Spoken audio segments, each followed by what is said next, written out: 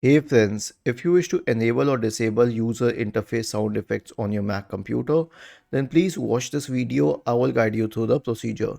So click on the Apple symbol at the top left corner of the screen and then select System Settings. Now go to the Sound tab on the list on the left hand side. There is an option for Play User Interface Sound Effects. If it is enabled, it is enabled by default. If you wish to disable it, simply turn off the switch. And to enable it again, you can turn the switch on. Was this helpful? If yes, then please subscribe to the channel. If not, then let us know in the comment section of the video on how we could help you further. Thank you for watching this video and have a nice day.